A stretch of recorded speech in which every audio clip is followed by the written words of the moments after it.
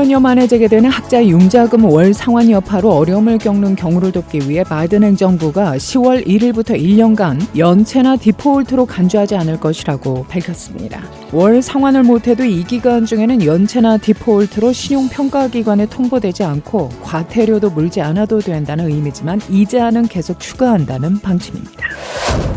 시카고시의 최저임금이 이달부터 직원 수에 따라 달리 적용됩니다. 직원 21명 이상을 둔 회사의 경우 최저임금이 시간당 $15 40센트에서 $15 80센트로 인상됐으며 20명 이하의 경우는 $14 50센트에서 $15로 올랐습니다. 9세 소녀를 성폭행하고 임신시킨 28세의 오하이오 남성 거슴 푸안타스가 종신형을 선고받은 것으로 전해졌습니다. 올 후반기부터 새롭게 도입될 시민권 시험의 영어 말하기 영역이 더 어려워집니다. 영어가 부족한 난민이나 고령자, 장애인들에게는 더 불리해질 전망입니다. 연방수사국이 시니어를 타깃으로 한 타임쉐어 사기가 횡행하고 있다며 소비자들의 주의를 촉구하고 나섰는데요. FBI는 미국과 해외 여러 국가 수사당국이 최근 텔레마케팅을 통한 타임쉐어 사기로 수건의 매매 사기를 적발했다며 최소 37명의 시니어가 약 450만여 달러의 피해를 당했다고 밝혔습니다. 2022년 주지사 선거에서 제비 프리츠커 현 주지사를 상대로 고배를 마신 공화당 소속 데런벨리 전 후보가 일리노이 주 하원에 재도전합니다. 지난 6월 성소수자의 달을 맞아 진행된 다양한 여론조사에서 대부분의 미국인들이 성소수자를 지속적으로 옹호하는 기업과 학계의 형태에 피로감을 느끼는 것으로 조사됐습니다. 이상 오늘의 주요 뉴스입니다.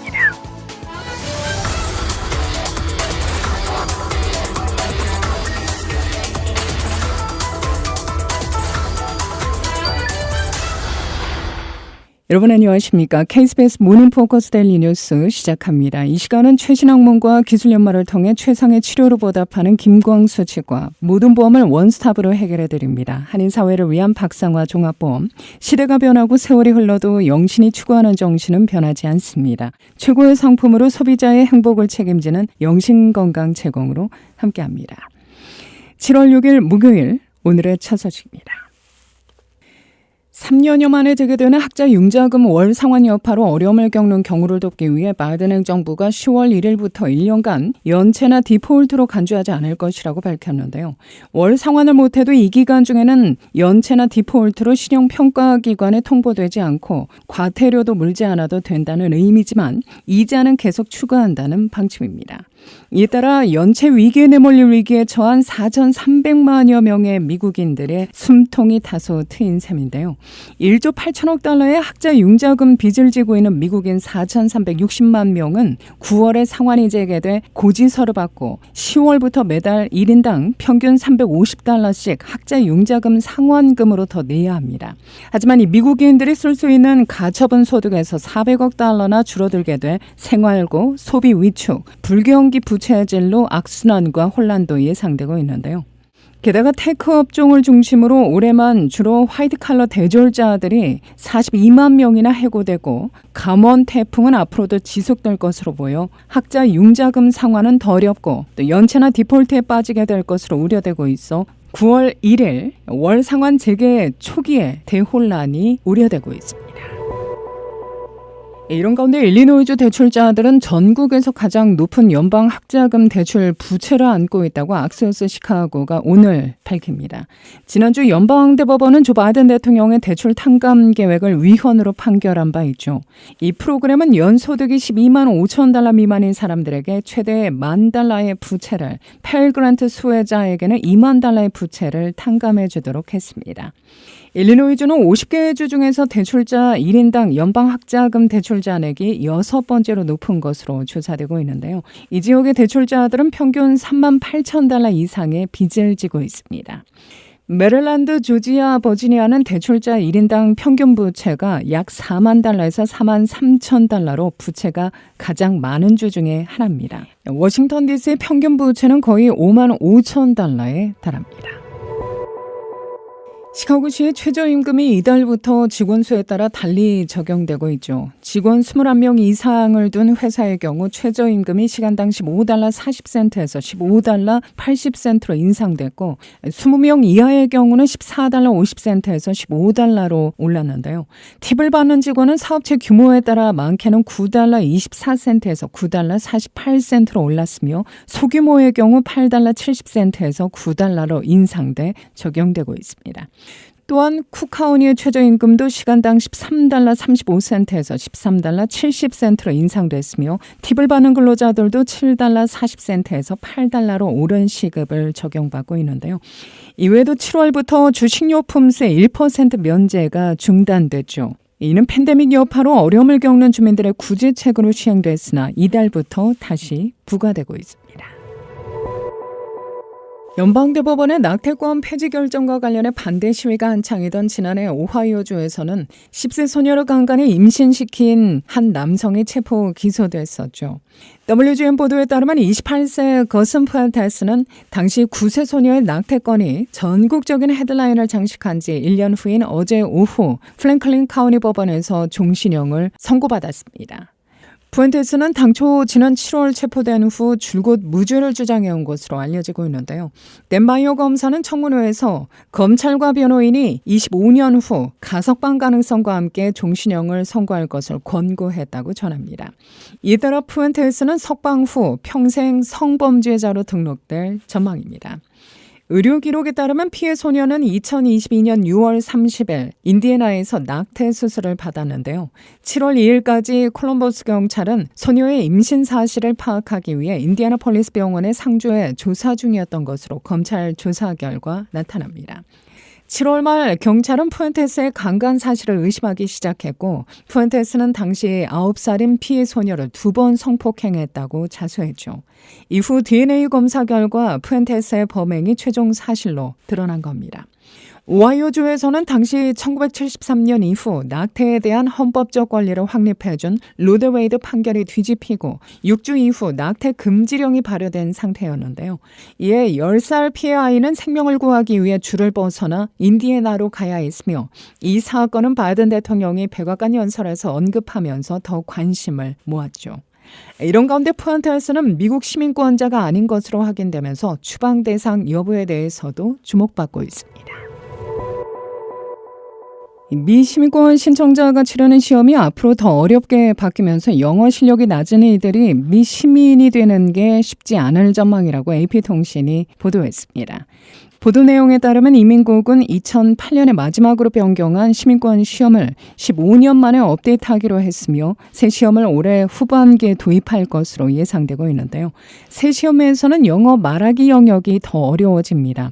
현재는 시험관이 시민권 신청자를 인터뷰하면서 영어 말하기 능력을 평가하는데 응시자가 이미 귀하 신청 서류에서 답한 개인정보에 대해 질문하기 때문에 답변하기가 쉬운 편이었죠. 그러나 새 시험에서는 시험관이 날짜나 음식, 행동 등 일상적인 상황을 담은 사진들을 보여주면서 응시자가 그 내용을 영어로 묘사해야 합니다. 또 다른 변화는 미국 역사와 정부에 대한 지식을 시험하는 영역에서 문제 양식을 현재의 단답형에서 선다형으로 바꿉니다. 전문가들은 영어를 잘 못하거나 교육 기회를 누리지 못한 난민이나 고령 이민자, 장애인 등이 새 시험을 통과하는 데 어려움을 겪을 것이라고 전망했습니다. 연방수사국이 시니어를 타깃으로 한 타임쉐어 사기가 횡행하고 있다며 소비자들의 주의를 촉구하고 나섰는데요. FBI는 미국과 해외 여러 국가수사당국이 최근 텔레마케팅을 통한 타임쉐어 사기로 수건의 매매 사기를 적발했다며 최소 370명의 시니어가 약 450만여 달러의 피해를 당했다고 밝힙니다. 타임쉐어는 호텔, 리조트 등의 휴가시설을 공동 사용하는 것으로 공동 소유자 여러 명이 일정 기간 동안 돌아가면서 이용하는 회원권을 말합니다. 타임쉐어 사기는 보통 회원권을 팔고자 하는 소유주에게 바이어를 찾아주겠다며 접근하는 브로커를 통해 발생하는데요. 피해자들은 수백에서 수천 달러를 선금으로 이들에게 지급하지만 결국 피해를 보게 되는 식입니다. 더욱이 사기범들은 휴양지 판매 또는 예약을 대가로 각종 수수료를 요구하고 있다고 하는데요. 특히 피해자들로부터 첫 번째 수수료를 챙긴 후에도 전화나 문자, 이메일을 통해 추가 수수료를 부과하는 것으로 알려집니다. FBI 측은 이에 대해 전국적으로 시니어 대상 사기가 기승을 부리고 있다며 잠재 피해자들에게 모르는 전화나 우편 방문 서비스를 경계할 것, 개인정보와 재정 서류를 보호할 것, 매달 입출금 명세서를 꼼꼼히 확인할 것, 컴퓨터 보안을 최신으로 유지할 것, 모르는 사람에게 송금하지 말 것 등을 당부했습니다.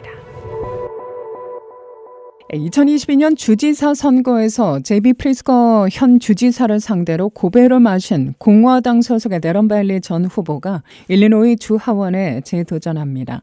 3대째 가업으로 농장을 경영해온 그는 전날 자신 소유의 농장에서 겸손히 여러분의 지지를 호소하고 한 표를 구한다며 여기 남부 일리노이에서 우리가 함께 내는 목소리, 또 우리의 가치, 자유를 되찾기 위해 출마를 결심했다고 말했는데요.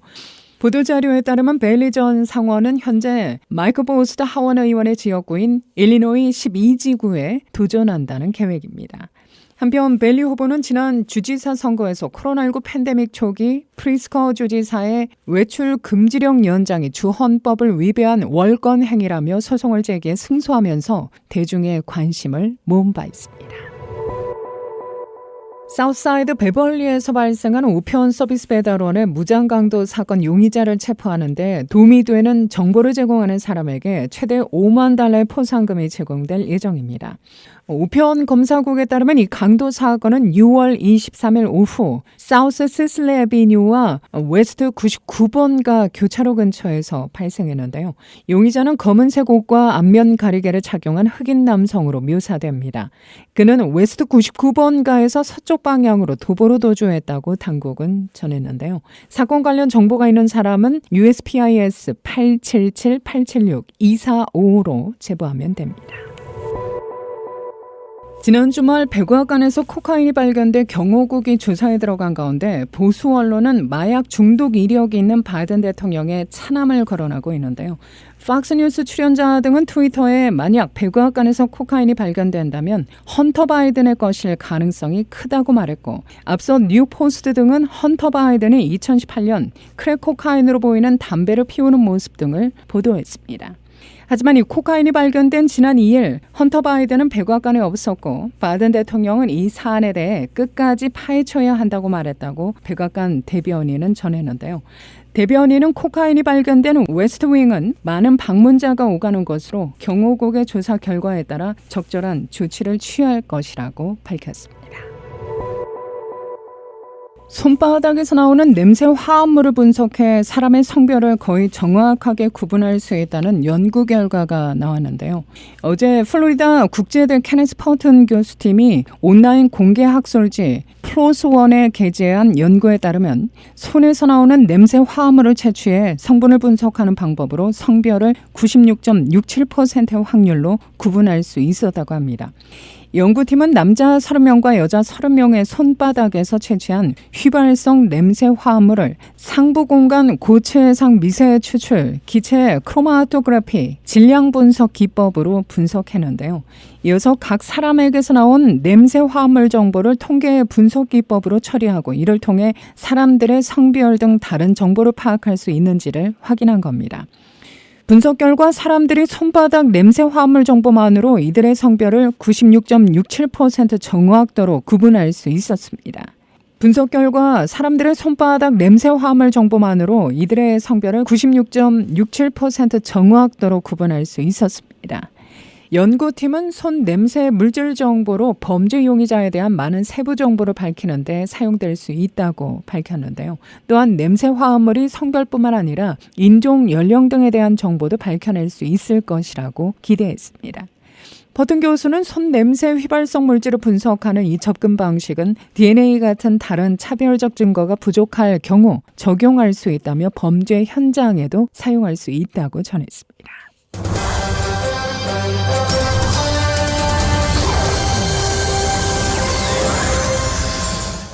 지난 6월 성소수자의 달을 맞아 진행된 다양한 여론조사에서 대부분의 미국인들이 성소수자를 지속적으로 옹호하는 기업과 학계 형태에 피로감을 느끼는 것으로 조사되는데요. 크리스천 포스트 보도에 따르면 서밋 미니스트리트이 최근 맥롤린 어소시에이츠와 공동으로 실시한 설문조사 결과 대부분의 미국인들은 기업이 민감한 정치 문화적 이슈에 대해 중립을 유지하기를 원하는 것으로 보입니다. 지난달 15일부터 19일까지 유권자 1,000명을 대상으로 실시된 이번 조사 결과 응답자의 73%가 논쟁의 여지가 있는 문화 및 정치적 문제에 대해 중립적 입장인 기업과 거래하는 것을 선호했고 단 27%만이 이 같은 문제에 공개적인 입장을 취하는 기업과 거래하는 것을 선호하는 것으로 집계됐는데요. 아울러 이 같은 논쟁적 이슈에 대해 공개적인 입장을 취하는 기업에 대한 불매 운동과 관련해 과반수인 52%가 지지한다고 답변한 반면 48%는 지지하지 않는다고 응답했습니다. 또한 6월 5일부터 9일 사이에 Convention of States Action과 트라팔가 그룹이 공동으로 유권자 1,088명을 대상으로 진행한 별도의 여론조사에서도 유사한 결과가 나온 것으로 알려졌는데요. 이 여론조사는 소위 성소수자의 달과 트랜스젠더리즘을 적극적으로 홍보하다 대중의 반발에 부딪힌 기업 버드라이트와 타겟 등을 직접 다룹니다. 그 결과 61.9%는 기업은 문화적 정치적 문제에 대해 중립을 유지해야 한다고 답했으며 23.9%는 기업이 성소수자의 달에 문화적 정치적 주제를 계속 홍보해야 한다고 생각한다고 답했습니다. 이외 나머지 14.1%는 둘 다 반대한다고 했습니다.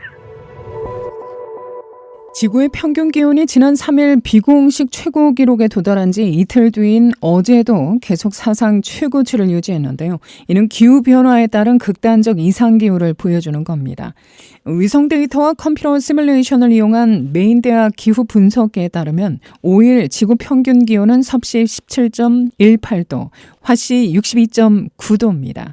평균 기온은 3일 62.6도를 기록한 이후 4일에도 62.9도로 최고 기온을 기록했었죠.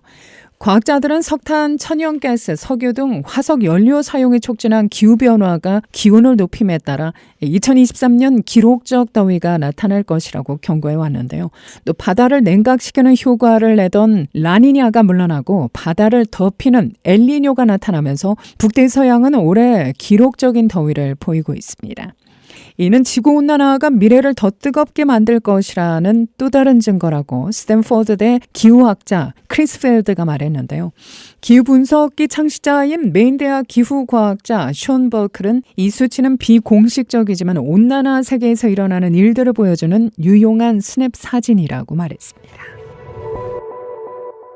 미국 내에서 전기차 판매 비중이 꾸준히 늘고 있죠. 올 상반기 미국에서 판매된 신차 1,000대 가운데 72대가 전기차인 것으로 보입니다. 월스트리트저널과 AP통신 등에 따르면 올해 상반기 미국에서 판매된 신차는 770만여 대로 추정됩니다. 이 가운데 전기차는 55만 7천여 대로 7.2%를 차지했는데요. 지난 한 해 미국에서 판매된 신차는 1,390만여 대, 이 가운데 전기차는 5.8%인 80만 7천여 대입니다. 지난해 미국에서 판매된 신차 1,000대 가운데 전기차는 58대였지만 올 상반기에는 72대로 늘어난 겁니다.